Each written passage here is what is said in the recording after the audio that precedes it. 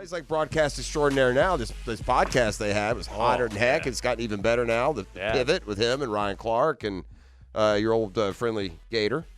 Channing Crowder. Yeah. Correct. How are you, Fred? Yep. I'm good. Good morning, guys. Morning. What's up, Dan, Jeff? Good to talk to you. Great to catch up with Saw you last year in Canton, and I told you then I'm going to see you there again soon. You know what? You have changed my mind on athletes promoting themselves for these kinds of things, because if you weren't as vocal and fair about what you're saying, I don't think you would be as on the radar as you now. I'm going to stand by. I'm a high confidence level that you're getting in sooner rather than later. The numbers, it's going to go from a subjective argument to an objective one, Fred. At some point, the top 30 is all going to be in, and you're still be sitting there at 17. But tell folks why it's so important for you to get your due. Jeff, I think, when you look at everything, basically, it's okay to talk about your achievement. Mm-hmm. It's okay to talk about your successes, especially when you've worked hard, you've earned, a certain right. But I don't want it to be confused that I'm saying I earned the right to be in the Hall of Fame. I'm not saying that, but I earned the right to have joy in what I did on the field, and I don't talk about it a lot, and there's a difference between guys that complain when making an argument about whether they belong in Canton. I just say, look at the numbers. Mm-hmm. It's easy for me to say, look at the numbers, hear what Hall of Famers are saying. Right. The Hall of Famers that I've played against, the Hall of Fame, the coaches with Hall of Fame potential. I've played against several of them. When teams face the Jaguars, they said, we got to stop Fred Taylor. They said that from 1998 until 2008, after my last season there in Jacksonville. You can look at so many things, and you can obviously pull stats out of the air as well. Right. And they it's a situation where it seems that certain things are, pick and chosen. They pick and choose what they want, whether it's someone with a short career, you make argument for that. If it's somebody with a long established career, you make argument for that. So it's a matter of trying to sort out what is the criteria. Yeah. Whether it's for someone in my era, the eras before me, or the post-era, eras after me. What is going to be the criteria? Is it championships? We have several guys in the Hall of Fame that don't have championships, that have good numbers and have good notoriety, probably had 1 or 2 years where they led the league in some category, but then they had tremendous fall off. Is it Pro Bowls? We know that's a joke. Now you have the Pro Bowl games. Will that be a qualifier for this next era?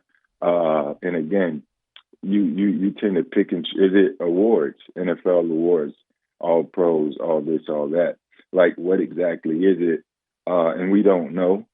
So it's a group of selectors that say, let's compare this to this, or let's compare how much of a superstar he was in our eyes, and we're gonna pretty much just sign him off. And that's usually what happens when it comes to the guys that are bubble guys or middle tier guys. If you're a first ballot, then it's no question. Yeah, you just stand up and say, "I present you, right, Tom Brady." That's what that should be, right, and that should be it, right? Right. But everyone else, unfortunately, there has to be some sort of, small campaign, and no one should ever take to Twitter and say, "Oh, I belong," and that hasn't been me. My statements really are just what they are. They're just statements of truth, statements of fact, and you don't see me out here complaining and shooting off at the selectors. You guys need to do no way. When it's time, it's time. Yeah. And that'll be the time. Well, listen, there's a couple things here to unpack. Fred Taylor, our guest on the program, and listen, you talked about the stats. Well, you have the stats, and we've gone over them, forever. But to me, it was always me and Jeff used to talk about this all the time, way back when. And if you're in the top 20 of anything that's been around for 100 years, I don't know how you're not a Hall of Famer. That's number one.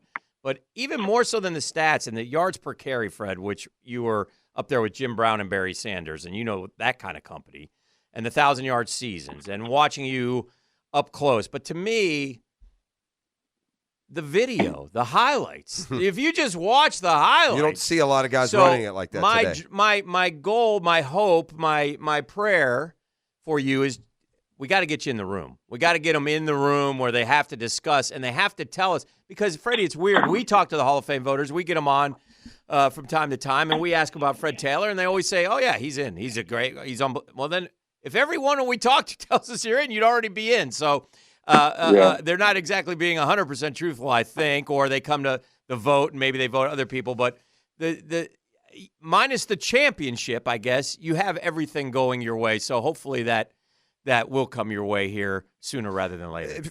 Yeah, it'll happen. Like I said, it'll happen when it's supposed to happen. Right.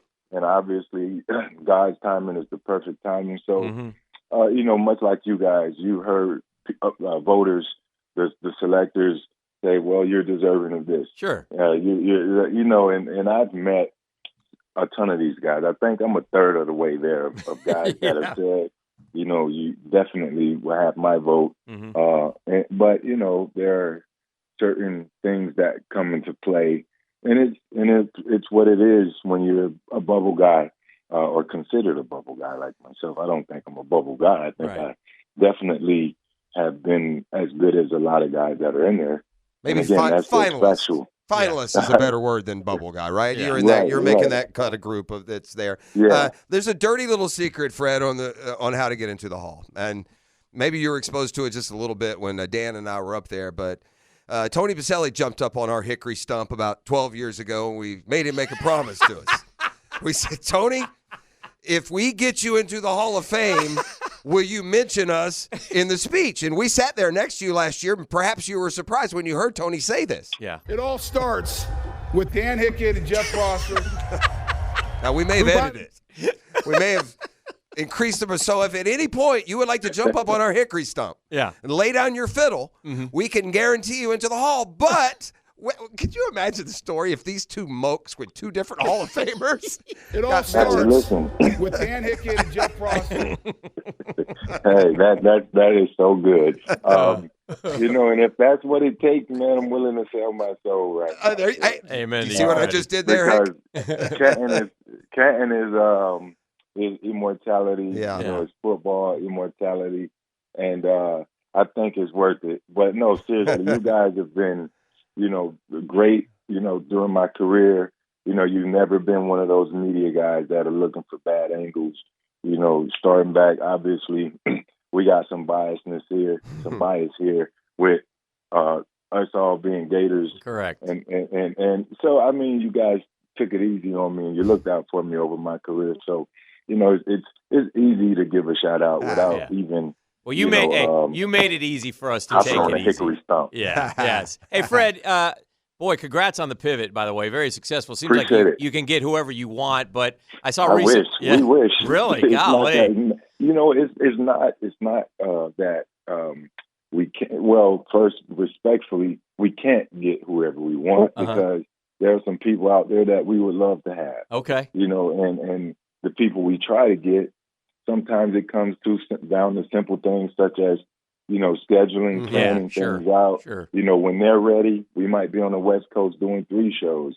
When something else is going on, we might have to jet to Philly just to grab a show, which is where we are now. Nice. Getting ready to do an Eagle.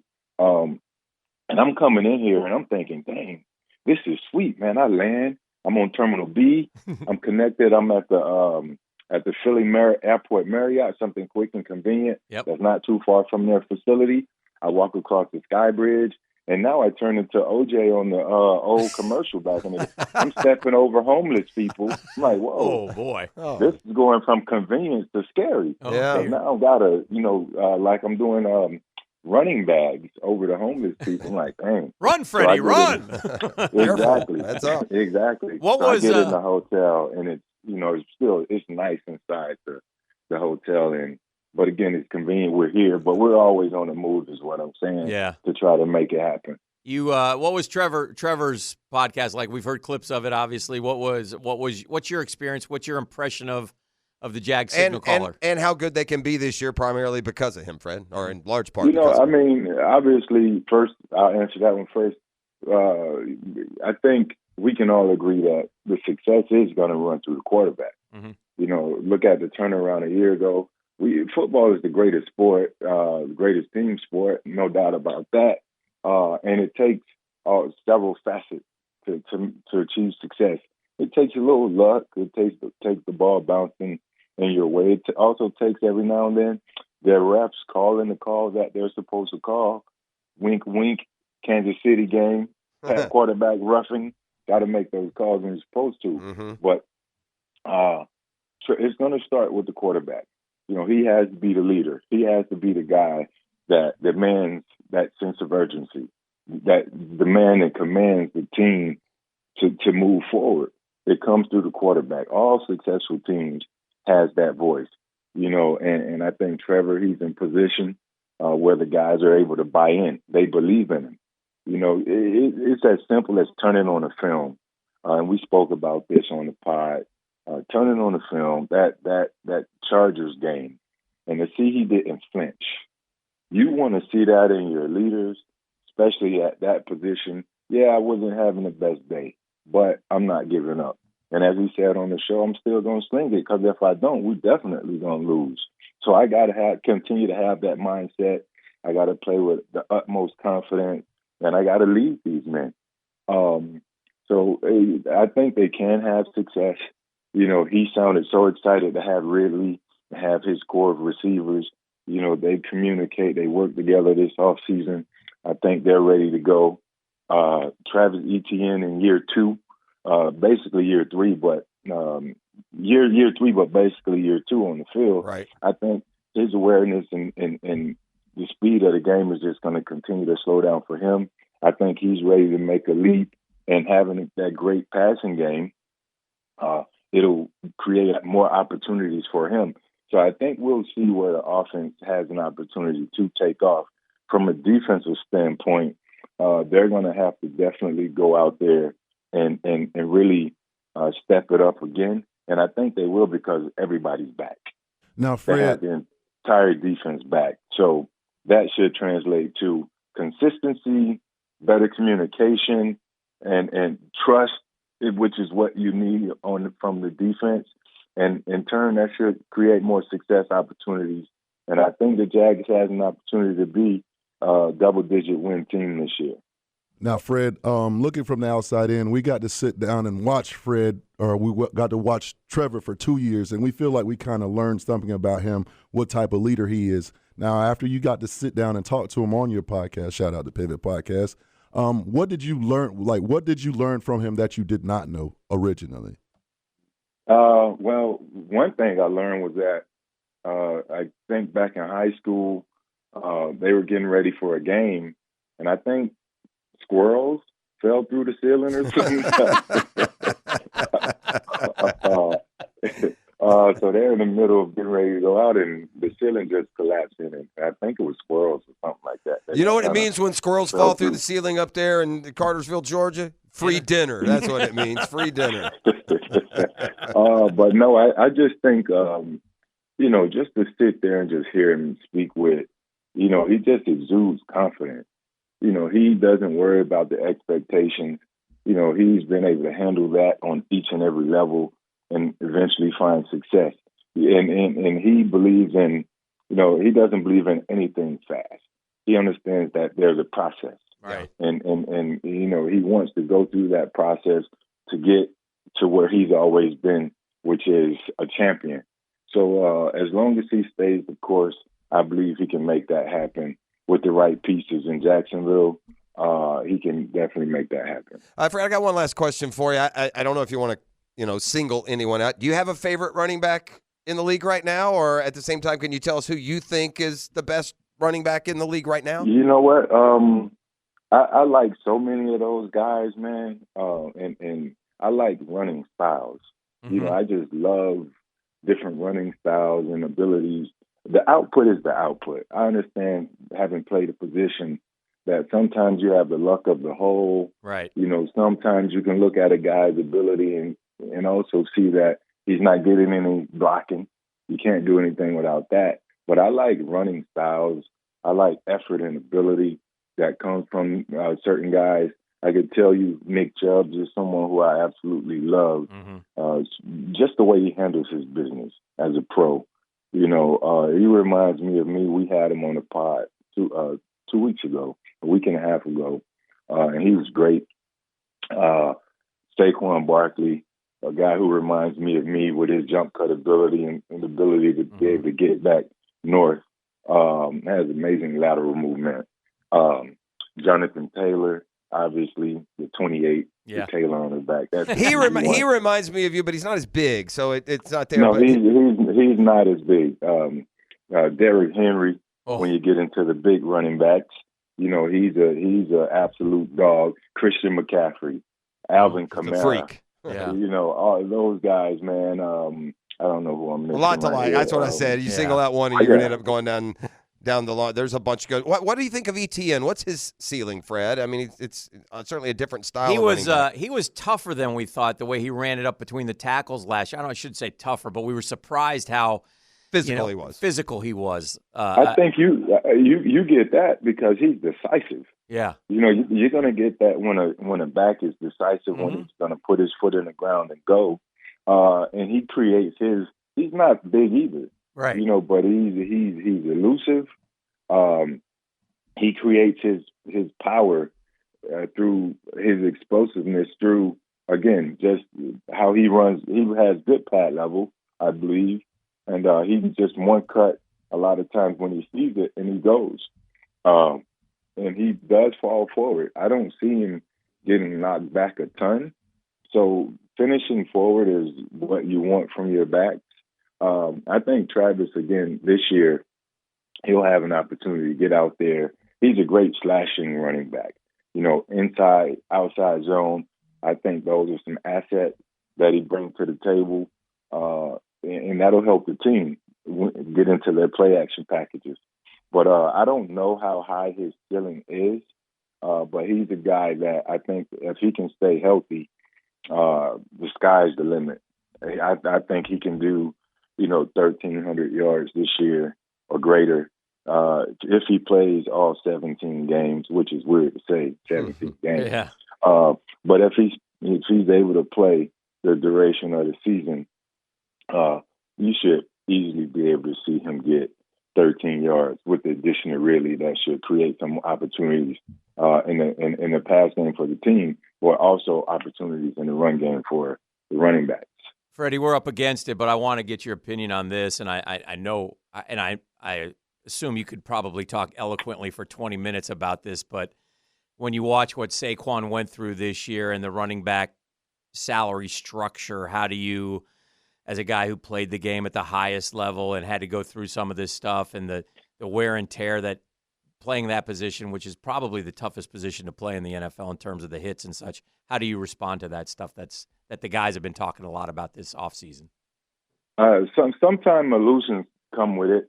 You're a target. You have 11 guys chasing you, but you're not always going to get hit by all of the guys. Right. The runners are smart guys. They know when they get down, know when not to take the big shot. And when you talk about injuries happen to all of us. We understand they try and pull out data that say, well, you're more susceptible to injuries, but actually, guys, you can run a swing route and pop your ACL, or you can run a slant and not get touched and pop your ACL. You can run your DB off knowing you're not getting the ball and pop your ACL. Injuries are part of the game. They happen. I don't think that should be the determining factor in determining the value of a position. But I do get it, right? So I understand it. I understand that sports evolve. Look at NBA. The center was the team's success went through the center, much like the team's success that went through the run game. And that was a time when running backs were, considered top dogs, and they went 1, 2, 3 in the draft. And just like the NBA, nowadays it's not so much. NBA, you can be 7'2", center height, playing shooting guard, Yeah. a small forward. So the game has changed. Same thing with the NFL. They've created rules that have made the scores, back in the day, 20-7 was a blowout. Nowadays, teams are scoring 35, 40 points because of the rules changes, and through the rules changes, it's kind of gradually diminished the value of the running back position because now it's a passing league, I believe, but you still need an amazing running back to get those things done. They're in a recessive period when it comes to running back pay because maybe they set the bar too high and what they wanted to give the position, and that was only because of what the position demanded. They still demand and require a lot. You got to do all the fundamentals. You got to be able to run, catch, and block. That's what we do. That's what they have to be great at, and it's not easy. They think we just run the ball. No, we do all those other things too. Mm-hmm. So there should be some value in that. In no way should there ever be a third receiver getting paid more than a starting running back. That's which fair. is ridiculous. Right. And they got to find a way because everything I'm saying, there's some validity to it in theory, but I think it all matters. It'll all matter when the paperwork is done. Not until the next CBA happens, that position will actually get what they deserve right now. And it has to be done in black and white ink. What stands out to me more than anything is that franchise tag, how teams abuse it. Yeah, they tried to adopt a different strategy for it in the last CBA, but again, they just shorten it because you can only be tagged twice now as opposed to what it used to be. And I think that should change. Maybe it have escalators in year 2 of the franchise tag if you're going to tag the player. Because the strategy is you get a guy at 22, he plays out his rookie deal he's now 28, you tag him for a year, he's 29, and then you get to use something against him, which is his age, and you get to say, well, the decline in that position happens at 29, 30, 31. No way I'm going to give you a long-term deal. But if you're going to franchise tag me again when I'm 29, 30, it should be some sort of bonus attached to that, which should come in the form of escalator or something like that. But again, I don't know. They have to figure it out. And until then, the position will just continue to be looked upon as a devalued position.